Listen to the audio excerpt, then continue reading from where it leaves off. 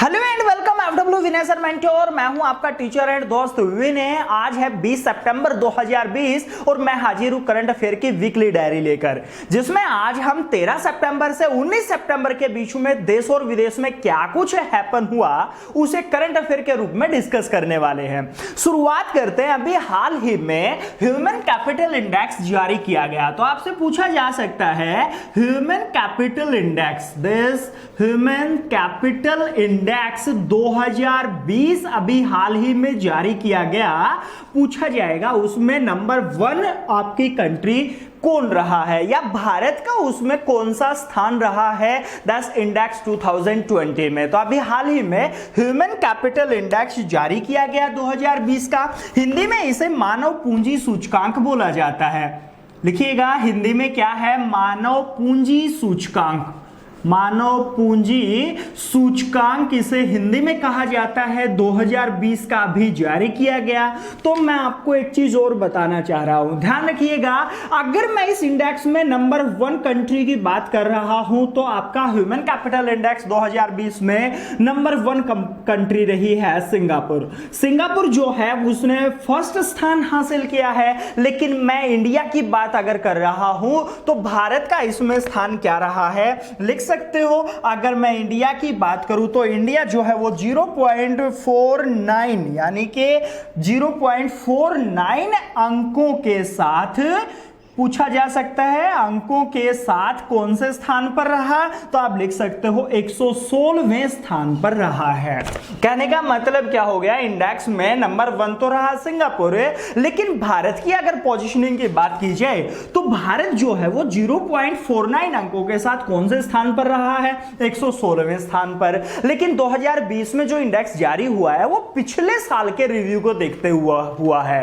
अगर मैं उससे पिछले रिव्यू की बात कर रहा हूं, मतलब 2018 की अगर बात करूं तो 2018 में जो इंडिया था ना वो 0.44 अंकों के साथ था 115वें पोजीशन पे। कहने का मतलब 0.44 पोजीशन में यहां पे अगर मैं अंकों की बात कर रहा हूं तो अभी अंकों में तो सुधार हुआ, लेकिन पोजीशनिंग जो है वो एक स्थान पीछे खिसक गई है। पहले 115वें पोजीशन पे था, आज इंडिया कौन सी पे है, 116वें पोजीशन पे। लेकिन अब आपको यह भी तो पता होना चाहिए ना कि इस इंडेक्स में कितने देश पार्टिसिपेट कर रहे थे। तो याद रखिएगा इस इंडेक्स की अगर मैं बात कर रहा हूं तो टोटल अगर देशों की बात की जाए तो टोटल 174 देश थे, जिसमें इंडिया 116वें पोजीशन पे है और फर्स्ट कौन चल रहा है, सिंगापुर चल रहा है। लेकिन अब एक चीज और साथ में जरूर ध्यान रखिएगा, ये इंडेक्स किस चीज से रिलेटेड होता है,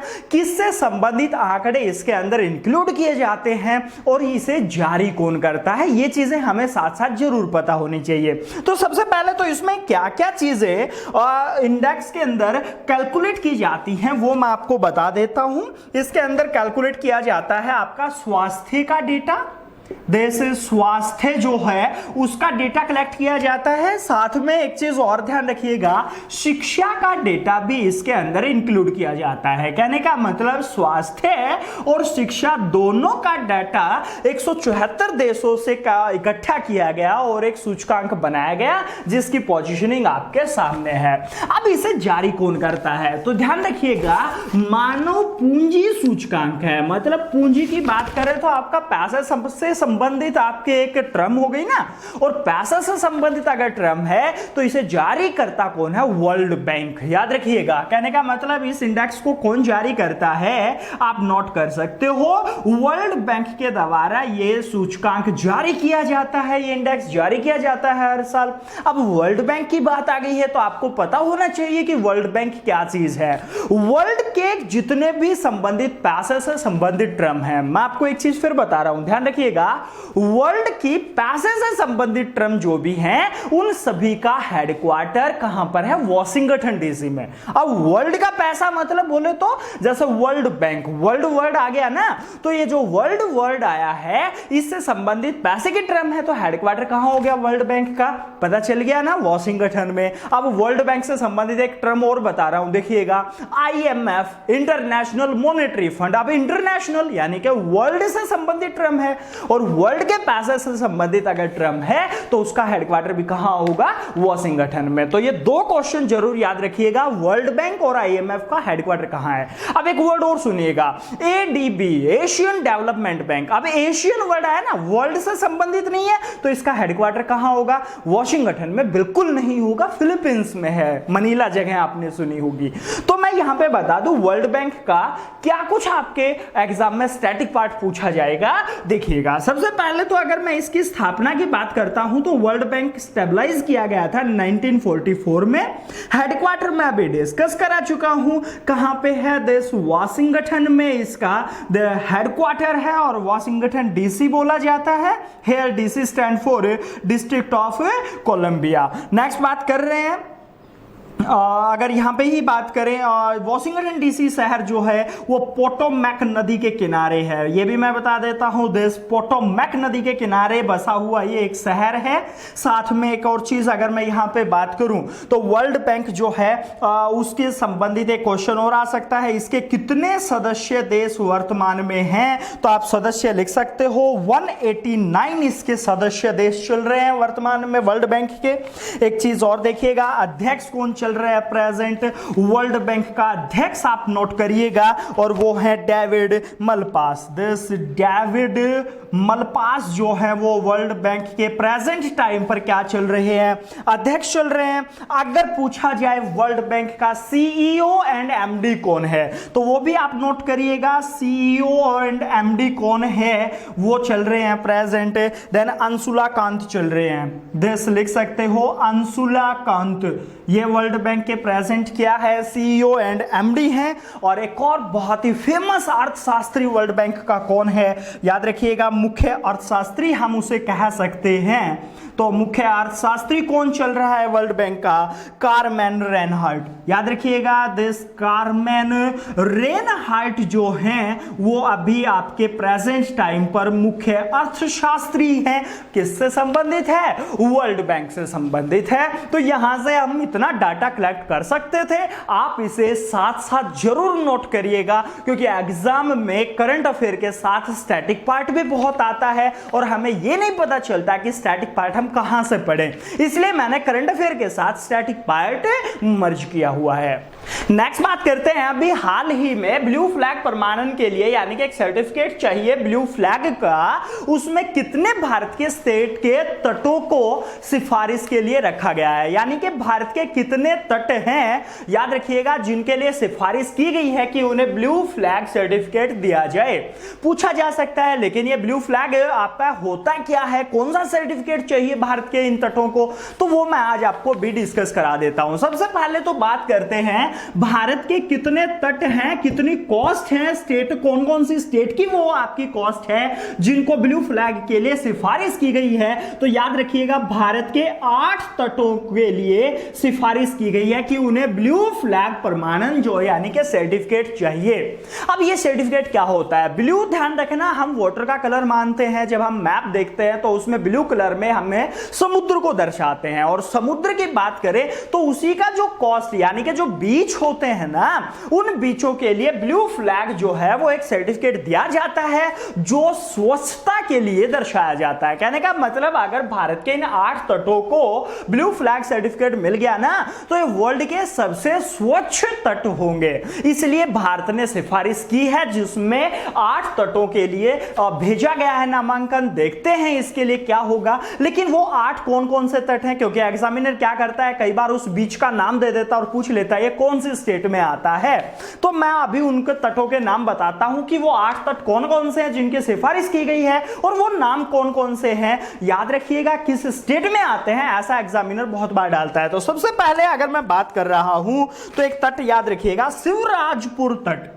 पहला जो तट है उसका नाम है शिवराजपुर, तो नाम से पता चलेगा, नहीं चला ना, शिवराजपुर तट ये कहां पे है, आप देखिएगा शिवराजपुर, नाम से नहीं पता चल रहा है, लेकिन आपने एक मंदिर का नाम सुना होगा ना, सोमनाथ मंदिर, शिव से संबंधित हो गया, तो शिवराजपुर। देन ये कहां पे है, गुजरात में है। याद रखिएगा शिवराजपुर तट की बात कर रहा हूं, क्वेश्चन एज इट इज आएगा, सुनिएगा, शिवराजपुर बीच कहां पर है, कौन से स्टेट का है, कौन से घाट पे आता है, तो ये वेस्टर्न घाट घाट पे आता है, गुजरात का एक तट है जिसे ब्लू फ्लैग के लिए सिफारिश किया गया है। नेक्स्ट बात करें तो घोघला तट एक और है, दिस घोघला, ये घोघला तट ये दमन दीव का तट है, लिखिएगा। देन दमन दीव के ऊपर आता है, ये दमन दीव का तट है। नेक्स्ट बात कर रहे हैं कासरकोड बीच कहां पर है, दिस कासरकोड बीच, कासरकोड बीच कहां पे है, और याद रखिएगा। इसके साथ में एक और मैं आपको बता दूं, दिस पुद्दू बिद्री बीच एक और है, ये है पुद्दू बिद्री, दिस पुद्दू बिद्री बीच, ये कहां पे है, तो ये आपके जो कासरकोड बीच हो गया, पुद्दू बिद्री बीच हो गया, ये दोनों आपके कर्नाटक में आते हैं, तो याद रखिएगा दिस कर्नाटक वेस्टर्न घाट के बीच है ये भी। नेक्स्ट बात करें तो कप्पड़ बीच कहां पे है, ये रहा कप्पड़ बीच, कप्पड़ बीच आपका केरल का बीच है एक, याद रखिएगा। देन केरल का बीच है। उसके बाद बात कर रहे हैं तो एक बीच का नाम और लिखिएगा, रूसीकोंडा बीच, दिस रूसीकोंडा, ये रहा रूसीकोंडा बीच कहां पे है, ये आपका आंध्र प्रदेश का है। रूसीकोंडा कहां पे है, आंध्र प्रदेश का बीच है, नोट जरूर करते रहिएगा। गोल्डन बीच की बात करें तो ये आपका उड़ीसा का है, गोल्डन बीच, याद रखिएगा। दिस गोल्डन बीच कहां पे है, गोल्डन बीच याद रखिएगा, ये ओडिशा में आता है गोल्डन बीच, इसके लिए भी सिफारिश की गई है। और एक और लास्ट है जो वो है राधानगर बीच, राधानगर बीच, याद रखिएगा। राधानगर बीच कहां पे है, ये आपका अंडमान निकोबार में आता है, तो राधानगर बीच कहां पे हो गया, अंडमान निकोबार में। तो यहां पर जो आपका 8 बीच हैं, जैसे शिवराजपुर बीच हो गया, घोघला हो गया, कासरकोड हो गया, पुदू बिद्री बीच हो गया, कप्पड़ बीच हो गया, ये आपके वेस्टर्न घाट के बीच है, जैसे ये 2 आपके ईस्टर्न में और ये बंगाल की खाड़ी में आता है। तो ये वो 8 बीच हैं जिनके लिए आपका क्या चाहिए, ब्लू फ्लैग सर्टिफिकेट चाहिए, और अगर मिल जाता है तो ये वर्ल्ड के सबसे स्वच्छ बीच होंगे। यहां पर टूरिज्म को बढ़ावा भी दिया जा सकता है।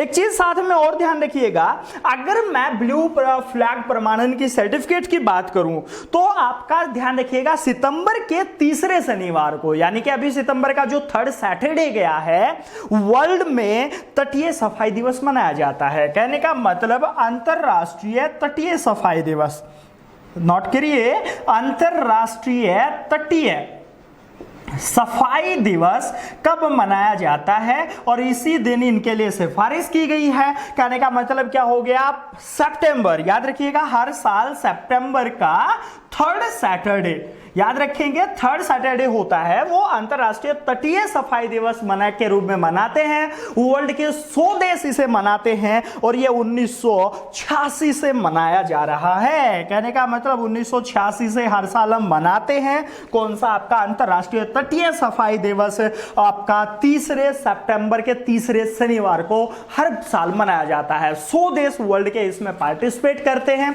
भारत भी पार्टिसिपेट करता है, मनाता है इसे, और इसलिए भारत के 8 तट जो हैं उनके लिए सिफारिश की गई है ब्लू फ्लैग सर्टिफिकेट की, तो इसे आप नोट करते रहिएगा। नेक्स्ट चर्चा करते हैं, अभी हाल ही में राष्ट्रीय बुक फाउंडेशन के द्वारा पुरस्कार की घोषणा की जाने वाली है, यानी कि नवंबर में नेशनल बुक अवार्ड 2020 के दिए जाने वाले हैं। उसके लिए नामांकन फिल किए गए हैं। उस नामांकन में 2 बुक बहुत चर्चा में है। कौन कौन सी वो 2 बुक है और उनके राइटर कौन है, ये आपसे पूछा जा सकता है। ध्यान रखिएगा, फर्स्ट बुक कौन सी है आपकी, ए बर्निंग, याद रखिएगा ए बर्निंग, और सेकंड द वैनिशिंग हाफ। ये 2 किताबें चर्चा में चल रही हैं। नेशनल बुक अवार्ड के लिए नामांकन किया गया इन किताबों का, और ये राइटर कौन कौन है इनका, इन बुकों का राइटर पूछा जा सकता है। तो ए बर्निंग जो है वो किसकी है, मेधा मजूमदार की बुक है, पूछा जा सकता है। तो आप लिखिएगा दिस मेधा या मेघा मजूमदार, और मेघा मजूमदार की ये किताब है। और बात करें द वेनिशिंग हाफ, ये बुक किसकी है, तो ये ब्रिट बेनेट की बुक है, नोट करो इसे, दिस ब्रिट बेनेट की किताब कौन सी है, द वेनिशिंग हाफ। तो ये 2 किताबें हैं, प्रेजेंट टाइम पर चर्चा में चल रही हैं। किसके लिए नामांकन इनका किया गया है, तो नेशनल बुक अवार्ड 2020 के लिए। तो आपका अभी कहने का मतलब national this book award, national book award आपका वितरित किए जाएंगे 2020 के, और इनकी घोषणा 19 नवंबर को होगी 2020 में। और उसके अंदर दो बुक अभी चर्चा में है, ए बर्निंग मेधा मजूमदार की है, और ध्यान रखिएगा द वेनिसिंग हाफ ब्रिट बेनेट की बुक है। बहुत चर्चा में है ये दोनों बुकें। और याद रखिएगा आप बात कर रहे हैं किसके लिए नामांकित की गई, तो नेशनल बुक अवार्ड 2020 के लिए नामांकित की गई है। ये बुक किसके द्वारा दिया जाता है, नेशनल बुक फाउंडेशन के द्वारा दिया जाता है। किस कैटेगरी, किस श्रेणी में दिया जाता है वो भी लिखिएगा। ये सबसे पहले जो कैटेगरी है वो है फिक्शन कैटेगरी में, ये फिक्शन की कैटेगरी में दिया जाता है। सेकंड बात कर रहे हैं ये नॉन फिक्शन कैटेगरी में भी दिया जाता है। दिस नॉन फिक्शन कैटेगरी है, इसकी एक श्रेणी है, दो श्रेणियां हो गई हैं। तीसरा बात करें तो पोएट्री श्रेणी है इसकी, पोएट्री में दिया जाता है। नेक्स्ट बात करें तो ट्रांसलेशन में दिया जाता है। ट्रांसलेशन स्टैंड फॉर किसी बुक की ट्रांसलेशन होती है अदर लैंग्वेज में, तो उसके लिए भी मिल सकता है। और यंग लोगों के साहित्य के लिए दिया जाता है।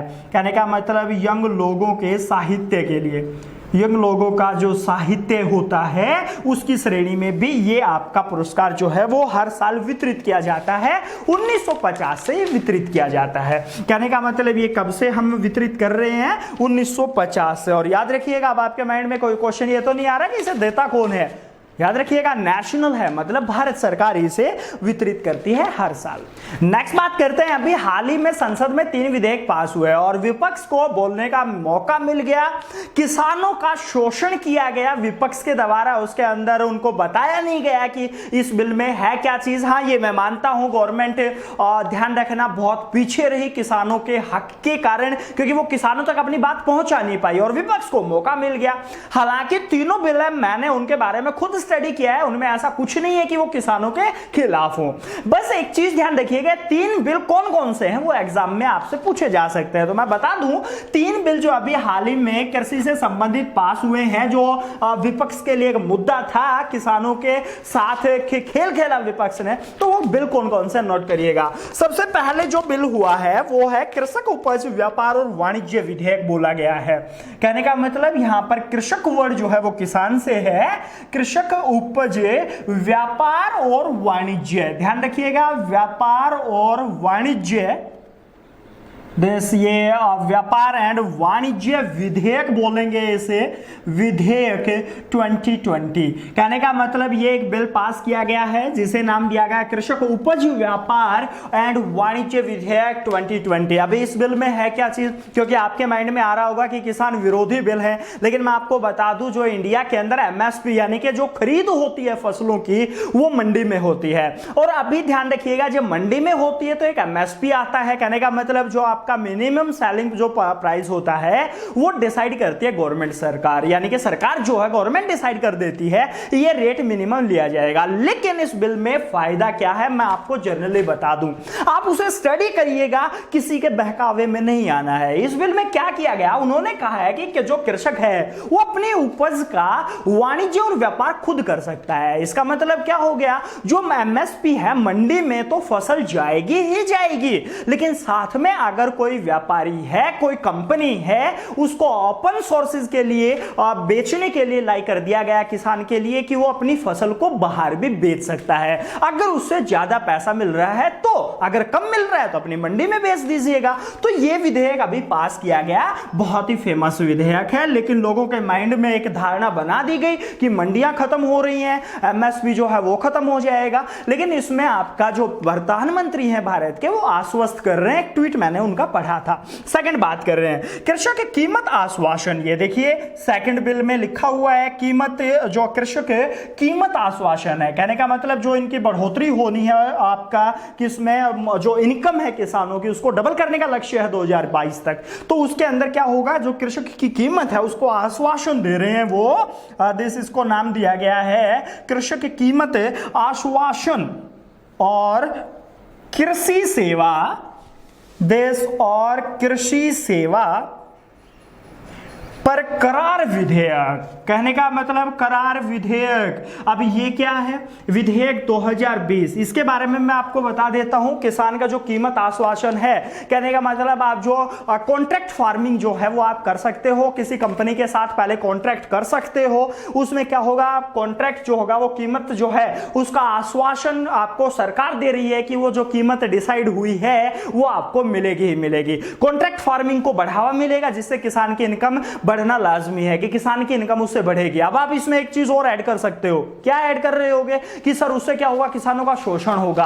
अरे ऐसा बिल्कुल नहीं है, आपके ऊपर कोई बाउंडेशन नहीं है। अगर आपको ये वाला प्रोसेस अच्छा लगता है तो आप मत कीजिए कॉन्ट्रैक्टिंग। तो कहने का मतलब कंपनी जो है वो आपके ऊपर कोई ऐसा एक्स्ट्रा प्रेशर नहीं डालेगी, आप कॉन्ट्रैक्ट कर सकते हो। हाँ, बाद में अगर कंपनी जो है वो किसान के साथ कॉन्ट्रैक्ट के ऊपर लेकर के कुछ मतभेद प्रदर्शित करती है तो आपका ये सरकार जो है वो इस विधेयक के द्वारा आश्वासन आपको देती है कि उसका निपटान 3 दिन के अंदर अंदर हो जाएगा। ये चीजें इस विधेयक में है। और तीसरा जो लास्ट विधेयक है वो क्या है, आवश्यक वस्तु संशोधन विधेयक।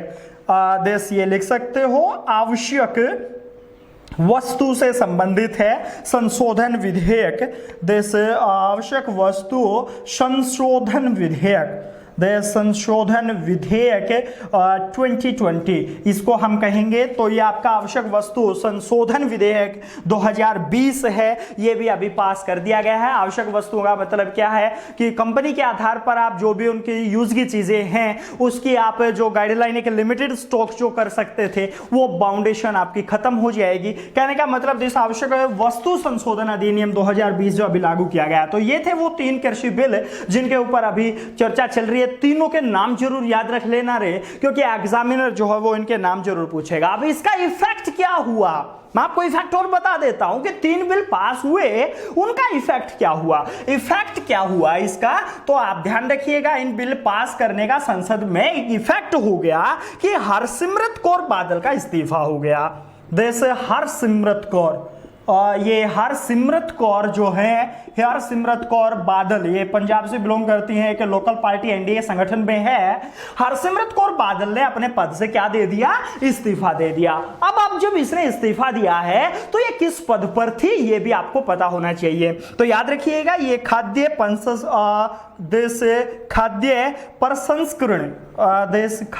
प्रसंस्करण उद्योग मंत्री रही हैं। ध्यान रखिएगा, उद्योग मंत्री रही थी, पद पर थी ये उद्योग मंत्री। किस उद्योग मंत्री, कौन सी थी, देश खाद्य प्रसंस्करण आपका उद्योग मंत्री थी और इस पद से आपने इस्तीफा दे दिया। किसके कारण दिया, धन कृषि विधेयक जो बिल थे 3 उनके खिलाफ दिया है, क्योंकि हम मानते हैं गवर्नमेंट जो है वो किसानों को ही नहीं अपने एनडीए संगठन के लोगों को ही ये समझाने में विफल रही कि ये विधेयक रियल में क्या है। जो अब समझा रही है, काश वो पहले समझा दिया गया होता तो हमारे किसानों पर लाठी चार्ज नहीं किया गया होता। नेक्स्ट बात करते हैं, अभी हाल ही में ब्रिक्स की एनएसए सत्र की 10वीं बैठक अभी हाल ही में हुई है। कहने का मतलब आपका वर्चुअल बैठक थी, उसमें ऑनलाइन जो प्रतिनिधित्व जो भी उस देश के थे वो एक जगह मीट किया उन्होंने, एंड देन वो 10वीं बैठक रही है ब्रिक्स की। तो आपसे पूछा जा सकता है ब्रिक्स की एनएसए सत्र की जो अभी 10वीं बैठक का आयोजन किया गया उसमें चेयर कौन से देश की थी। कहने का मतलब चेयर बोले तो होस्ट कौन से देश ने किया उसे। हालांकि वर्चुअल बैठक थी लेकिन एक होस्ट करता होता है, अगर वर्चुअल नहीं होती ना तो यह बैठक उस देश में होती। याद रखिएगा, तो चेयर पर कौन रहा है, तो ब्रिक्स की एनएसए सत्र की 10वीं बैठक में चेयर पर रहा है वो पूछा जा सकता है, रूस रहा है। और रूस रहा, 10वीं सत्र की बैठक थी, इसमें भारत के एनएसए भी वहां पर गए होंगे। और याद रखिएगा, भारत को रिप्रेजेंट याद रखिएगा वर्चुअल रूप से किसने किया है, याद रखिएगा एनएसए लेवल की थी तो एनएसए ही करेगा। और भारत के एनएसए कौन चल रहे हैं, अजीत डोभाल। ध्यान रखिएगा, बहुत ही खतरनाक व्यक्ति है ये और भारत के बहुत ही अच्छे पद पर भी रहे हैं। उसके ज्यादा बैकग्राउंड में मैं नहीं जाऊंगा, आप गूगल यूज करके इसके बारे में पढ़ सकते हो। तो अजीत डोभाल जो है भारत से संबंधित अगर मैं बात करूं तो एनएसए हैं भारत के राष्ट्रीय सुरक्षा सलाहकार, और उन्होंने वर्चुअल रूप से ब्रिक्स के अंदर हिस्सा लिया। अब ये ब्रिक्स क्या है, ध्यान रखिएगा। ब्रिक्स की बात करूं तो 2009 2009 के अंदर इसकी स्थापना की गई थी। 2009 में इसकी स्थापना की गई और उस टाइम पर इसका नाम था ब्रिक। ब्रिक का मतलब then Britain, Russia, India and China, इन देशों का एक व्यापार मुक्त एक संगठन है जिसे हम ब्रिक नाम दे रहे थे। लेकिन क्या हुआ 2010 में एक साउथ अफ्रीका इसका सदस्य और बना दिया गया और जब ये साउथ अफ्रीका इसमें इंक्लूड हुआ तो इसका नाम हो गया ब्रिक्स, यानी कि 5 देशों का एक संगठन है। स्थापना कब हुई थी? 2009 में हुई थी। हेडक्वार्टर इसका होता नहीं है, लेकिन एक चीज और मैं आपको बता देता हूं, 13वां शिखर सम्मेलन होने वाला है इसका भी अगले साल। अगर मैं बात करूं तो इसका 13वां शिखर सम्मेलन है और उसकी मेजबानी पूछी जा सकती है किसे मिलेगी, तो याद रखिएगा 13वां जो शिखर सम्मेलन इसका होगा, 13वां शिखर सम्मेलन जो है उसकी मेजबानी होस्ट करता कौन है? याद रखिएगा भारत। तो ये करंट अफेयर का क्वेश्चन और हो गया है कि 13वां ब्रिक्स का शिखर सम्मेलन जो है उसको होस्ट कौन करेगा, उसकी मेजबानी कौन सा देश करेगा? तो इन देशों में से ही एक करेगा एंड वो कौन सा है? भारत। इसका मतलब कंफर्म हो गया ना कि भारत जो है वो ब्रिक्स का हिस्सा है, भारत जो है वो ब्रिक्स का सदस्य देश है। पूछा जा सकता है, ध्यान रखिएगा। नेक्स्ट बात करते हैं, अभी हाल ही में राज्यसभा का उपसभापति चुना गया है। पूछा जा सकता है किसे चुना गया, तो आप नोट करिएगा राज्यसभा का उपसभापति किसे चुना गया है। तो मैं आपको बता दूं दोबारा से नियुक्त कर दिए गए हैं व्यक्ति जिसका नाम है हरिवंश नारायण। हरिवंश नारायण जो है वो दोबारा से आपके उपसभापति बना दिए गए हैं और राज्यसभा के। तो नोट करिएगा, तो क्वेश्चन क्या बना आपका, राज्यसभा के उपसभापति अभी हाल ही में किसे नियुक्त किया गया? तो याद रखिएगा हरिवंश नारायण को राज्यसभा का उपसभापति नियुक्त किया गया। लेकिन ये वर्तमान उपसभापति है। आपको पता होना चाहिए कि फर्स्ट उपसभापति कौन थे राज्यसभा के। तो फर्स्ट आपका उपसभापति कौन थे, तो आप लिख सकते हो एस.वी. कृष्णमूर्ति राव। देन ये ध्यान रखिएगा ये राज्यसभा के फर्स्ट उपसभापति रहे हैं। पूछा जा सकता है, तो ये आपका स्टैटिक पार्ट का हो गया है कि एस.वी. कृष्णमूर्ति जो राज्यसभा के उपसभापति फर्स्ट थे, वर्तमान में कौन चल रहा है? हरिवंश नारायण जो हैं वो वर्तमान में उपसभापति हैं। लेकिन अब जब राज्यसभा की बात चल रही है तो बहुत सारे क्वेश्चन आपके माइंड में घूम रहे होंगे, उन्हें मैं क्लियर कर देता हूं कि राज्यसभा क्या चीज है। अगर मैं राज्यसभा की बात कर रहा हूं तो सबसे पहले ध्यान रखिएगा भारतीय संविधान के आर्टिकल नंबर 80 में इसका वर्णन है। संविधान का जो आर्टिकल 80 है ना, वो राज्यसभा के बारे में बातें करता है। लेकिन अगर मैं बात करूं तो ये आपका एक स्थायी सदन है। स्थायी सदन का मतलब क्या हो गया कि स्थायी सदन का मतलब इसे भंग नहीं किया जा सकता। This permanent house, upper house और है साथ में, मतलब क्या हो गया, दिस उच्च सदन भी इसे कहा जाता है। एक और चीज ध्यान रखिएगा, राज्यों की परिषद भी इसे ही कहा जाता है। पूछा जाए कि राज्यों की परिषद जो है वो किस संसद के पार्ट को कहा जाता है, तो राज्यसभा की राज्यों की परिषद भी इसे कहा जाता है राज्यसभा को। सदस्यों की संख्या की अगर मैं बात कर रहा हूं तो राज्यसभा में अगर मैं सदस्यों की संख्या की बात करूं तो आपका मैक्सिमम 250 हो सकते हैं। 238 राज्य और यूटी से 12 सदस्य राष्ट्रपति मनोनीत करता है। मतलब तो अगर मैक्सिमम बात करें तो मैक्सिमम सदस्यों की संख्या कितनी हो गई है? 250। और साथ में एक चीज और बहुत आती है, राज्यसभा का कार्यकाल। फटाफट कमेंट करके बता दो मेरे को कि राज्यसभा का कार्यकाल कितना होता है, क्योंकि इसके ऊपर ही क्वेश्चन पक्का श्योरिटी है बनना। और ये भी श्योरिटी मैं आपको दिला देता हूं, आपके माइंड में जो फर्स्ट क्वेश्चन आ रहा है 6 साल 5 साल तक, वो गलत आंसर है। कमेंट करके मेरे को बताइए कि इसका सही आंसर क्या है। नहीं पता तो कमेंट में मैं रिप्लाई जरूर करूंगा और उसका आपका सही आंसर आपको पता चल जाएगा।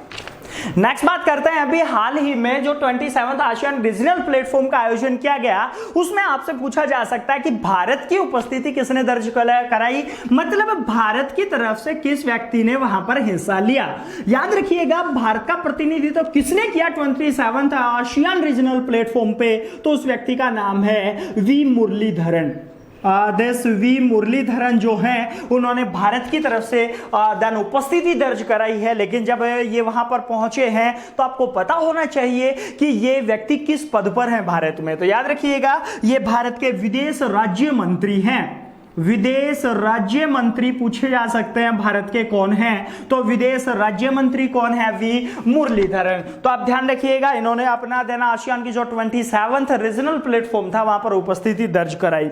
याद रखिएगा ये आयोजन क्यों किया गया था, ध्यान रखना। अगर मैं यहां पे बात कर रहा हूं तो देश एक तो इसका आयोजन किया गया समुद्री रक्षा सुरक्षा से संबंधित ये आयोजन इसका हुआ था। सेकंड, आतंकवाद से निपटान कैसे करना है, देश आतंकवाद पर देश डिस्कशन इसमें हुआ है। नेक्स्ट बात करें तो कोविड जो 19 है उसके ऊपर इसमें डिस्कशन हुआ कि जो किस देश ने अपने इन चीजों से निपटने के लिए क्या प्रयास कर रहे हैं वो देश, उनको साझा किया गया इस वर्चुअल मीटिंग में। तो 27th रीजनल प्लेटफॉर्म था आसियान का।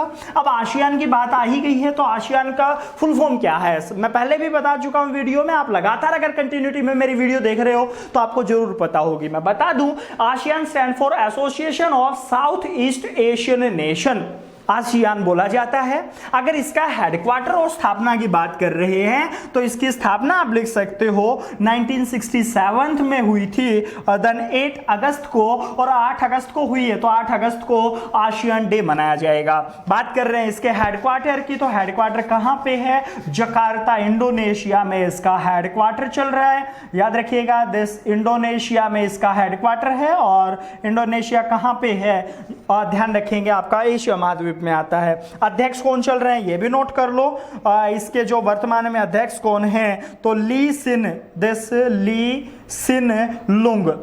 ली सिन लुंग जो हैं वो वर्तमान में आसियान के हेडक्वार्टर अध्यक्ष चल रहे हैं। और बात कर रहे हैं महासचिव की, तो इसके महासचिव कौन है आसियान के, नोट करिएगा, वो चल रहे हैं लिम जैक हुई। ये रहे लिम जैक होई जो हैं वो इसके वर्तमान में क्या है, महासचिव हैं। अगर पूछा जाए इसमें सदस्य देशों की संख्या कितनी है तो मैं आपको बता दूं देन आसियान में सदस्य देश जो हैं उनकी संख्या कितनी है, 10 सदस्य देश चल रहे हैं। और अब लास्ट में चर्चा कर लेते हैं यूएस ओपन पर। कहने का मतलब अभी हाल ही में टेनिस का खेल चल रहे थे जिसको हम जानते हैं यूएस ओपन के नाम से। तो यूएस ओपन 2020 जो आपका अभी टेनिस के जो गेम हुए हैं उनके अंदर विजेता कौन रहा है, किस किस ने पार्टिसिपेट किया। तो यूएस ओपन के बारे में अगर मैं बात करूं तो सबसे पहले तो मेन सिंगल की बात कर लेते हैं। अगर मेन सिंगल की बात करें तो 2 व्यक्ति फाइनल में थे। फर्स्ट का नाम आपको बता दूं डोमिनिक थिएम। डोमिनिक थिएम, ये आपको पता होगा डोमिनिक थिएम जो हैं ये कहाँ से बिलोंग करते हैं, तो ये ऑस्ट्रेलिया के हैं। डोमिनिक थिएम जो हैं ऑस्ट्रेलिया से बिलोंग करते हैं डोमिनिक थिएम। याद रखना देश एक तो ये थे आपके फाइनल में, और सेकंड जो इन्होंने जिसको हराया है वो अलेक्जेंडर जवेरेव है। देश अलेक्जेंडर ये रहे अलेक्जेंडर जवेरेव ये कहाँ के हैं, देश ये जर्मनी के हैं। फाइनल मैच में इन्हीं को देन लगातार आपका 5 मैचों के अंदर सीधे में इसको हराया है अलेक्जेंडर जवेरेव को डोमिनिक थिएम ने। तो याद रखिएगा कई बार एग्जामिनर क्या करता है, विजेता ना पूछ करके उप विजेता पूछ लेता है। तो मैन सिंगल में विजेता कौन रहे हैं, डोमिनिक थिएम जो ऑस्ट्रेलिया के हैं। किसको हराया, अलेक्जेंडर जवेरेव जो जर्मनी से थे। याद रखिएगा ये फाइनल नतीजे थे मैन सिंगल के। बात कर रहे हैं अगर वोमेन सिंगल, कहने का मतलब जो वोमेन सिंगल है उसमें क्या हुआ है, तो दिस मैं बता दूं वोमेन सिंगल के अंदर जो फाइनल मैच हुआ है उसमें नवोमी ओसाका के बीच हुआ। दिस नवोमी ओसाका और साथ में जो इसकी प्रतिद्वंदी रही है वो है विक्टोरिया अंजारेका। दिस विक्टोरिया अंजारेका ये इसकी प्रतिद्वंदी थी और दोनों के बीच में ये मैच हुआ। इसमें विक्टोरिया अंजारेका को हरा दिया, किसके द्वारा, नवोमी ओसाका के द्वारा। अब जब हरा दिया तो ये पता होना चाहिए ये किस देश की हैं, तो देश नवोमी ओसाका जापान से हैं और हारने वाली जो विक्टोरिया अंजारेका हैं वो आपका बेलारूस की हैं। कहने का मतलब देश बेलारूस, ये आपका देन क्या रही है उसके अंदर सेकेंड पोजिशन पे है विक्टोरिया अंजारेका। और ध्यान रखना विजेता जो रही है हैं वो नाओमी ओसाका है। मैं फिर बता दूं, केवल जीतने वाले खिलाड़ी का नाम याद ही नहीं करना है, उपविजेता जरूर याद रखना है। एग्जामिनर पूछ लेता है कई बार, क्योंकि उसको पता है ना कि आप सभी जीतने वाले का नाम याद करके बैठे होगे, तो वो उपविजेता पूछ लेगा या वो किस कंट्री से बिलोंग करते हैं ये आपसे पूछा जा सकता है। लेकिन अब बात चल रही है यूएस ओपन की, तो इसको देन टेनिस से संबंधित है ये, और टेनिस के लिए वर्ल्ड में इसको कंट्रोल कौन करता है, तो दिस एटीपी कंट्रोल करता है, ATP. And here ATP stand for association of tennis professionals. This ATP की फुल फॉर्म है, फिर बता दूं, this association of tennis professionals, इसकी स्थापना 1972 में हुई थी। दैन 1972 में इसकी स्थापना हुई है। अगर हेडक्वार्टर की बात करें तो इसका हेडक्वार्टर कहाँ चल रहा है, लंदन। लंदन कहाँ पे, यूके, और यूके का मतलब ध्यान रखिएगा रे, उत्तराखंड नहीं है, यूनाइटेड किंगडम है, ब्रिटेन में इसका हेडक्वार्टर है। और एक चीज और, अध्यक्ष की बात कर रहे हैं तो इसके अध्यक्ष कौन चल रहे हैं, लिखिएगा एंड्रिया गाउंडेंजी। देश गाउंडेंजी ये वर्तमान में इसके अध्यक्ष चल रहे हैं। तो पता चल गया ना। और टेनिस जो है उसे वर्ल्ड में होस्ट कौन करता है, कंट्रोल कौन करता है, रेगुलेट कौन करता है, तो एटीपी करता है, जो 72 में स्थापना हुई, हेडक्वार्टर लंदन में है। और यूएस ओपन अभी मेन आपका सिंगल और वोमेन सिंगल किसने जीता, ये चीजें आपको याद होनी चाहिए। आज के इस लेक्चर में इतना ही, मिलते हैं नेक्स्ट संडे को अगले वीक की करंट अफेयर के साथ। तब तक ज्यादा से ज्यादा शेयर करिएगा और हाँ, लाइक और सब्सक्राइब करना ना भूलिएगा। Thank you.